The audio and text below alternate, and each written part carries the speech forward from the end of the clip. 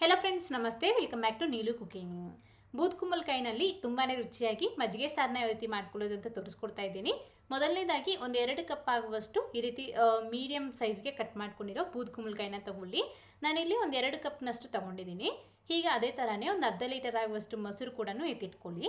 ಈಗ ಒಂದು ಪಾತ್ರೆಯಲ್ಲಿ ಈ ಸಂದ ಕಟ್ ಮಾಡ್ಕೊಂಡಿರೋ ಬೂದ್ ಕುಂಬಳಕಾಯಿ, ಅದರಲ್ಲೇ ಒಂದು 2 ಕಪ್ನಷ್ಟು ನೀರು, ಸ್ವಲ್ಪ ಅರಿಶಿಣದ ಪುಡಿ, ಒಂಚೂರು ಕರಿಬೇವಿನ ಸೊಪ್ಪನ್ನ ಹಾಕ್ಕೊಂಡು ನಾವು ಇದನ್ನ ಬೇಯಿಸ್ಕೊಳ್ಬೇಕಾಗತ್ತೆ. ಒಂದು 5-6 ನಿಮಿಷ ಬೇಯಿಸ್ಕೊಂಡ್ರೆ ಸಾಕು, ಬೆಂದೋಗ್ಬಿಡತ್ತೆ.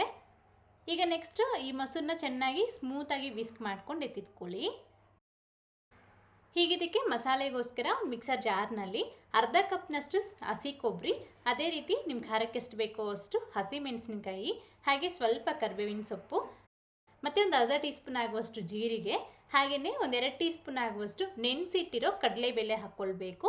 ಕಡಲೆಬೇಳೆ ಬದಲಾಗಿ ನೀವು ಅಕ್ಕಿನೂ ಸಹ ನೆನೆಸ್ಬಿಟ್ಟು ಹಾಕ್ಕೊಳ್ಬೋದು. ಒಂದು 2 ಸ್ಪೂನಷ್ಟು ಹಾಕ್ಕೊಂಡ್ರೆ ಸಾಕು. ಇಷ್ಟು ಹಾಕಿಬಿಟ್ಟು ನೈಸಾಗಿ ನಾವು ಇದನ್ನ ರುಬ್ಕೊಳ್ಬೇಕಾಗತ್ತೆ. ಇದ್ರ ಜೊತೆಗೆ ಸ್ವಲ್ಪ ಜನ ಮೆಣಸು, ಅದೇ ರೀತಿ ಕೊತ್ತಂಬರಿ ಸೊಪ್ಪು, ಬೆಳ್ಳುಳ್ಳಿ ಅದು ಕೂಡ ಹಾಕ್ತಾರೆ. ಬೇಕು ಅಂತಂದರೆ ಅವು ಮೂರನ್ನು ಸಹ ಸೇರಿಸ್ಕೊಳ್ಬೋದು, ಹೇಗಾದರೂ ಸರಿ.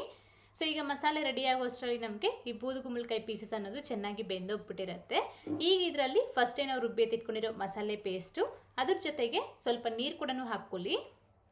ಕನ್ಸಿಸ್ಟೆನ್ಸಿ ಅನ್ನೋದು ಈ ಥರ ಮಾಡ್ಕೊಳ್ಳಿ. ನಾವು ಕಡಲೆಬೇಳೆ ಹಾಕಿರ್ತೀವಲ್ವ, ಸೊ ಅದರಿಂದ ನಮಗೆ ಸ್ವಲ್ಪ ಗಟ್ಟಿಯಾಗತ್ತೆ. ಹಾಗಾಗಿ ಈ ರೀತಿ ಸ್ವಲ್ಪ ತೆಳ್ಳಗೆ ಮಾಡಿಕೊಂಡು ಒಂದು 5-6 ನಿಮಿಷ ಇದನ್ನ ಚೆನ್ನಾಗಿ ಕುದಿಸ್ಕೊಳ್ಬೇಕು.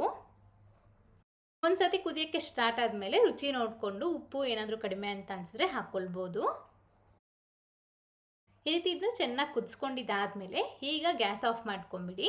ಅದಾದಮೇಲೆ ಈಗ ಫಸ್ಟೇ ನಾವು ವಿಸ್ಕ್ ಮಾಡಿ ಇಟ್ಕೊಂಡಿರೋ ಈ ಮೊಸರನ್ನ ಹಾಕ್ಕೊಳ್ಬೇಕು.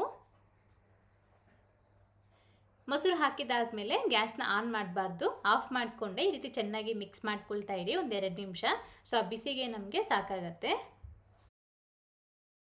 ಈ ರೀತಿ ಚೆನ್ನಾಗಿ ಮಿಕ್ಸ್ ಮಾಡ್ಕೊಳ್ಳಿ. ಹೀಗೆ ಇದಕ್ಕೆ ನಾವು ಒಗ್ಗರಣೆ ಹಾಕ್ಕೊಳ್ಬೇಕು. ಈ ರೀತಿ ಸಾಸಿವೆ ಒಗ್ಗರಣೆ, ಎಣ್ಣೆ ಒಂಚೂರು ಸಾಸಿವೆ ಮತ್ತು ಕರಿಬೇವಿನ ಸೊಪ್ಪು, ಮೆಣಸಿನ್ಕಾಯಿ ಹಾಕ್ಕೊಂಡು ಚೆನ್ನಾಗಿ ಫ್ರೈ ಮಾಡಿಬಿಟ್ಟು ಆ ಒಗ್ಗರಣೆ ಎತ್ತಿ ಈ ಸಾರಿಗೆ ಹಾಕ್ಕೊಂಡ್ರೆ ನಮಗೆ ಈ ಬೂದ್ ಕುಂಬಳಕಾಯಿ ಮಜ್ಜಿಗೆ ಸಾರು ಅನ್ನೋದು ರೆಡಿಯಾಗಿದೆ.